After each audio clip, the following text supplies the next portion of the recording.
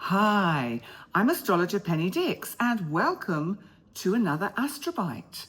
And this one is, albeit brief, and it may come and go without you even noticing that it is happening, but some of us may experience the energies of Venus, our planet of love and relationship, our planet of self-worth, our planet of how valuable we feel, or even how much money we've got in our bank, is squaring, which is a difficult, challenging aspect, both Saturn and Neptune, whom are retrograde in the fiery sign of Aries. So how might this aspect, this complex energy, be experienced, if at all? Okay, so let's just have a think about this, because Saturn and Neptune together almost represent reality versus idealism. And so in Aries, it's the idealism of the new dreams that you want to set in place, the new paths you wish to tread. And Saturn is saying, yes, but have you got the right equipment? Have you actually made a plan for your journey? And Venus, making this square, is saying, and how much is it going to cost? So there's many ways, and you could take that on two levels. How much is it going to cost financially, or how much might it cost psychologically or emotionally?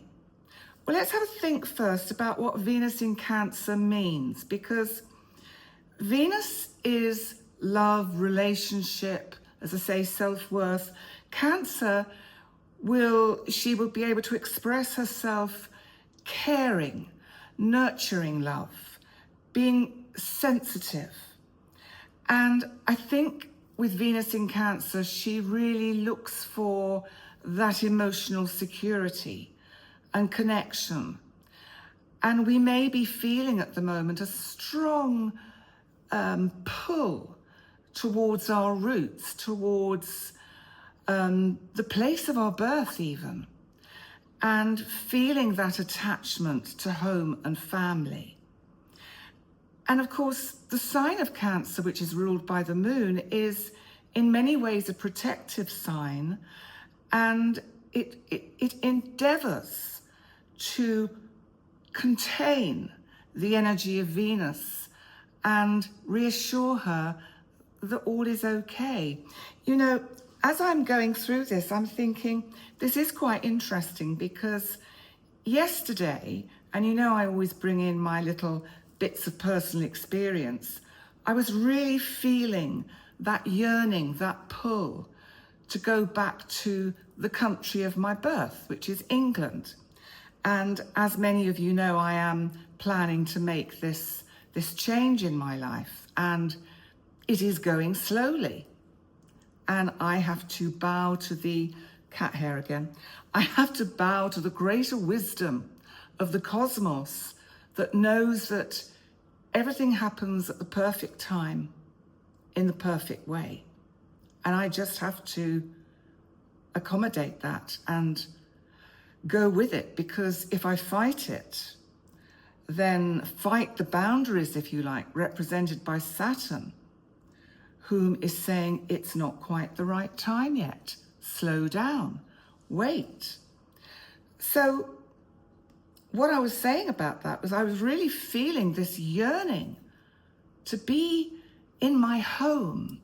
And I suppose, and I don't know, you may or may not feel like this, but I do feel that where I was born is somehow home, even if my DNA lineage doesn't take me very far back generationally in that country, which mine doesn't particularly. I go off all over Europe. I have Scandinavian DNA, Norwegian, Swedish, Danish, you name it, it's in there. And I think a lot of us are these chemical DNA soups now.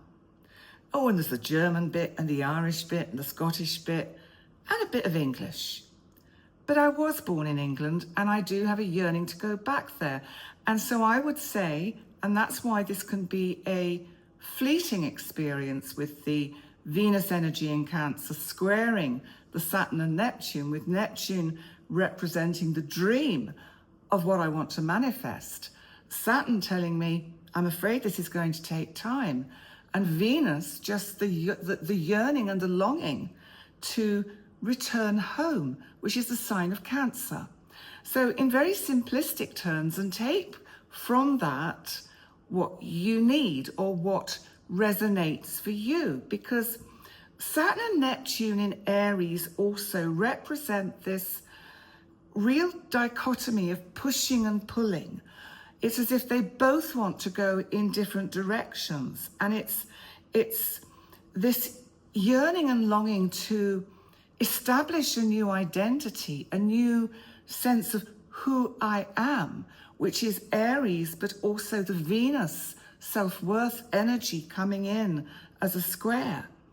And the challenges involved in grounding a dream and keeping faith and coping with the harsh realities of things just not happening or happening at the speed that we would like to see them, and the disappointments that we have to learn to manage, as you know, because what can happen when you're selling a property is you get so far down the track and then at the last minute the potential purchaser says, oh, I'm not sure, I don't think it's right for me.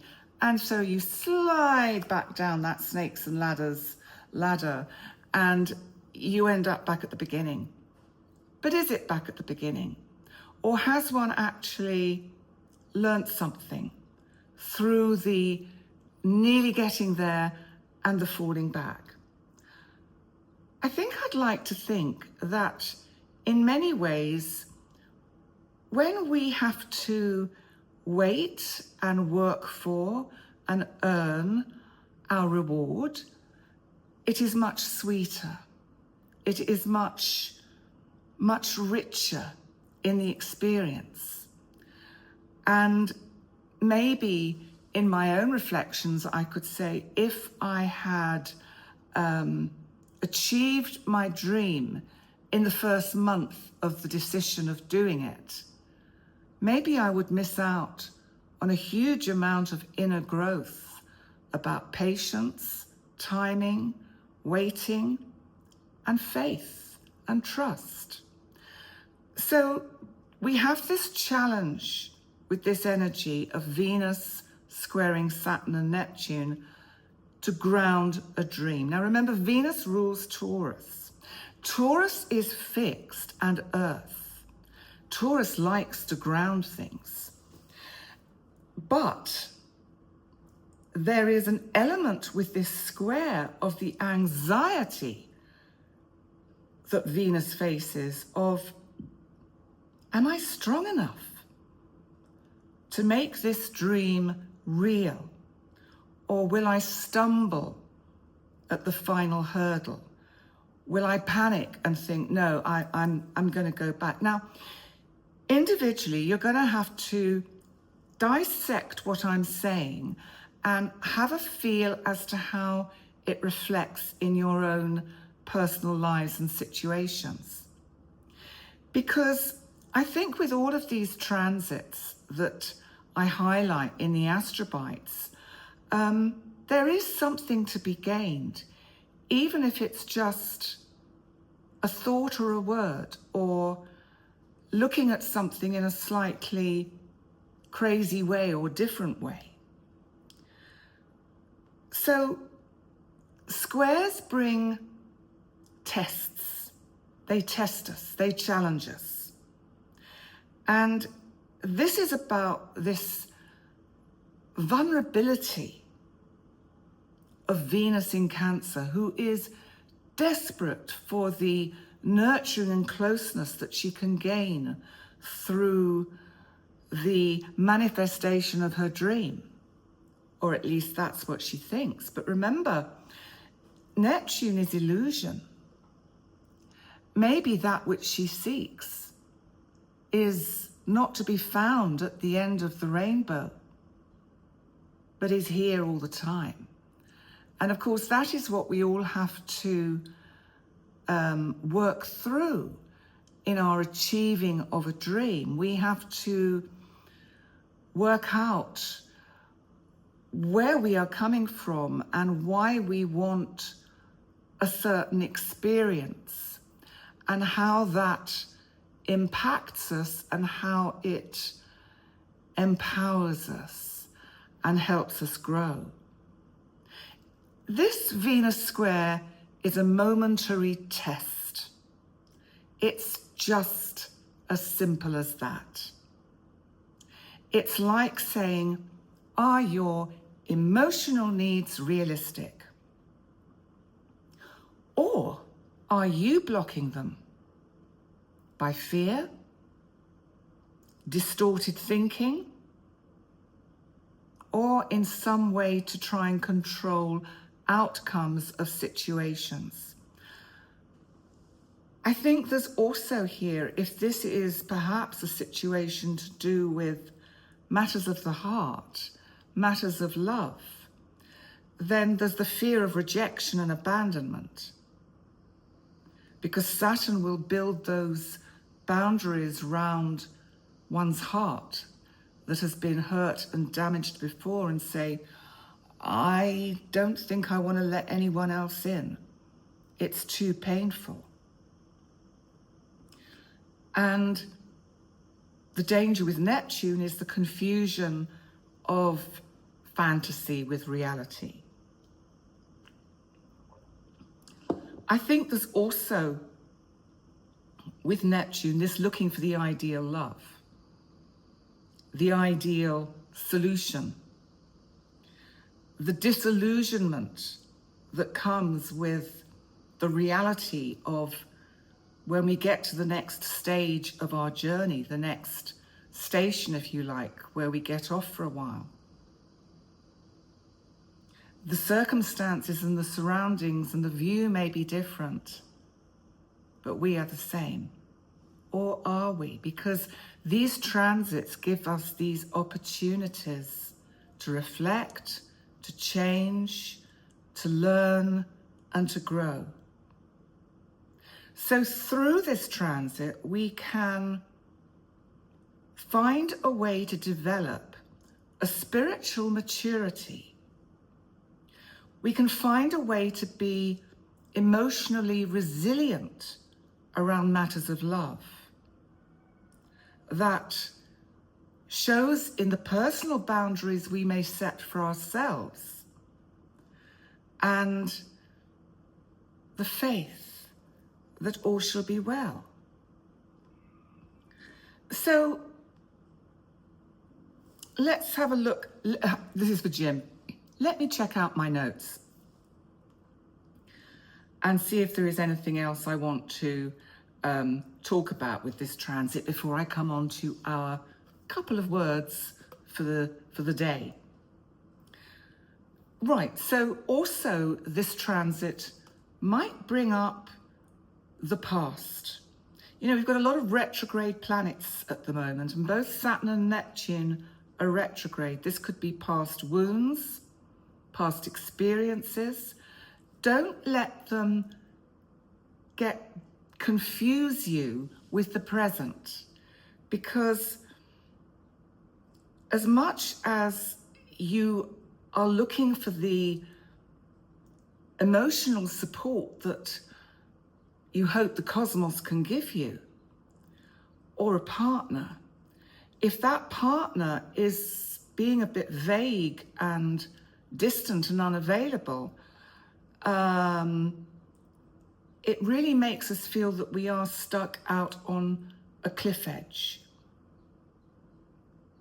I think also with this transit, it's about watching out, looking at your own relationships, friendships, relationships, business partnerships. Is there codependency involved? Are you martyring yourself to the other? Are you people-pleasing?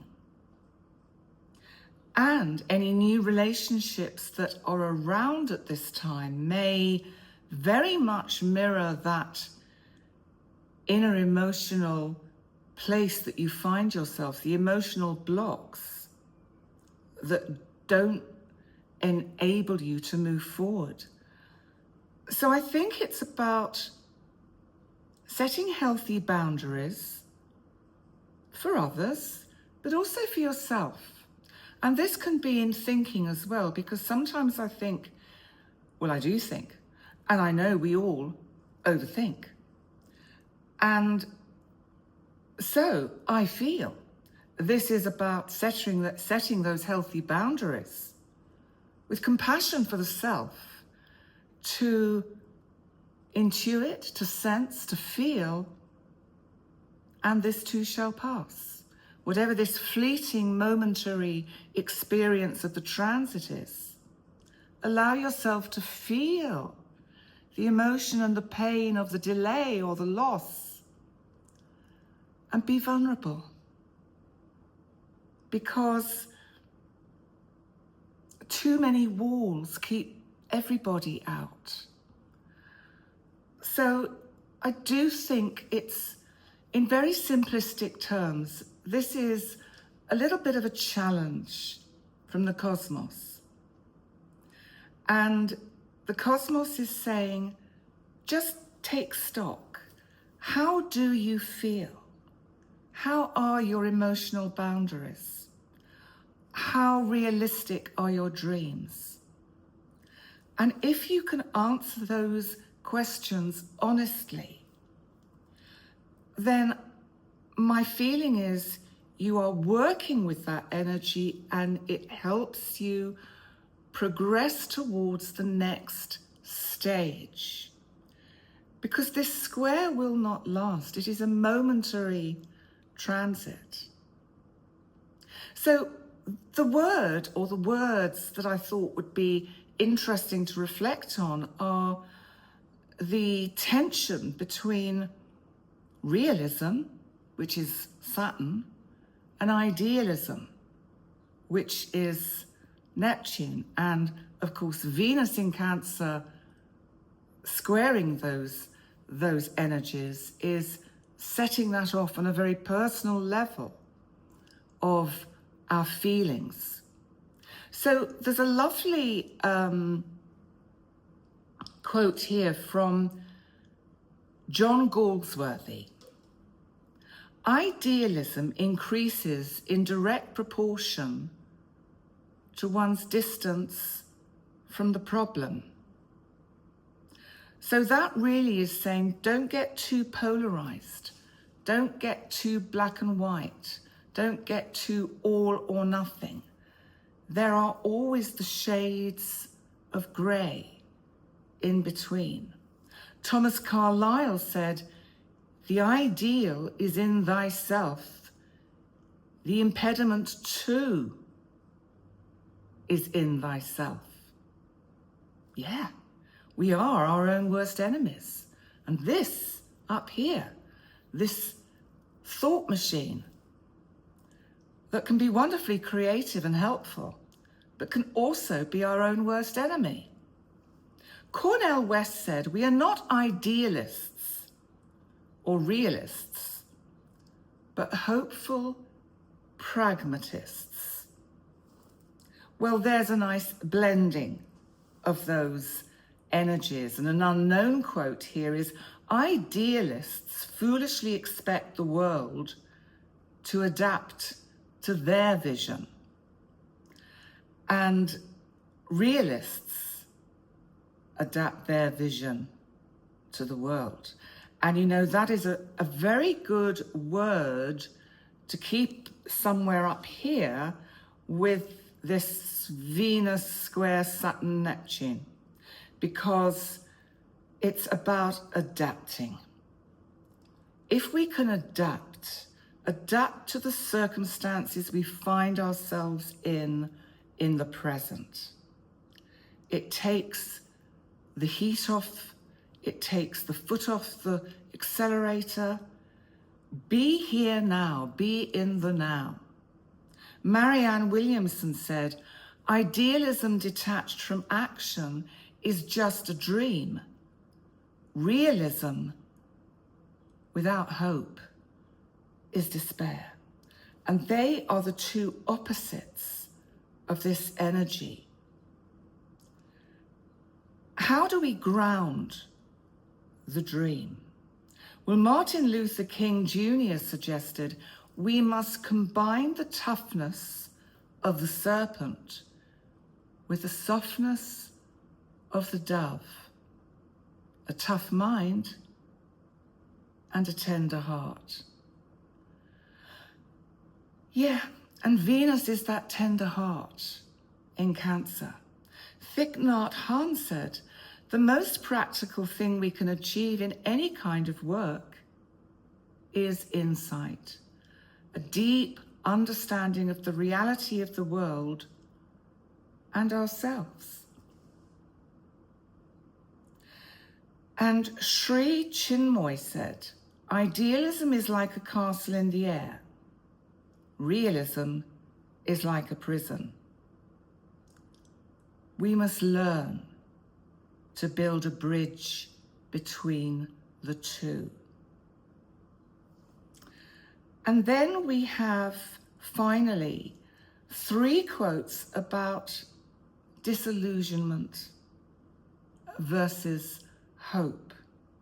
Thomas Zaz said, every act of conscious learning requires the willingness to suffer an injury to one's self-esteem. That is why young children, before they are aware of their own self-importance, learn so easily. Yes, sometimes maybe we need to remember that and allow ourselves to look at situations that we find ourselves in through the eyes of that 3-year-old child that we used to be, or that 5-year-old, that would think, okay, can't play this game at the moment, what shall I play now? Joseph Campbell said, you have to give up the life you planned in order to have the life that is waiting for you. And in many ways, children are able to do that.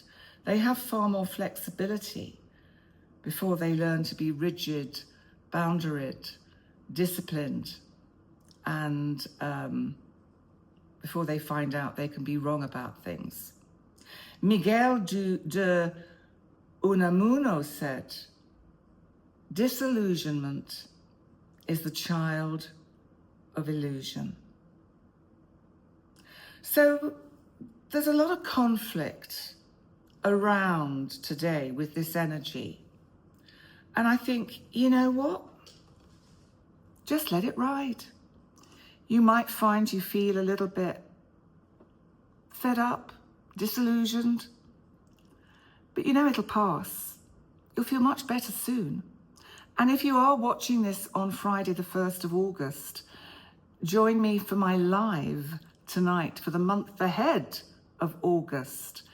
And if you're watching it in catch-up, then check out my month ahead, which I have recorded live on the 1st of August. In the meantime, thank you so much for joining me. And please remember to like, comment, and subscribe. And I look forward to seeing you again very soon. Bye for now. Bye.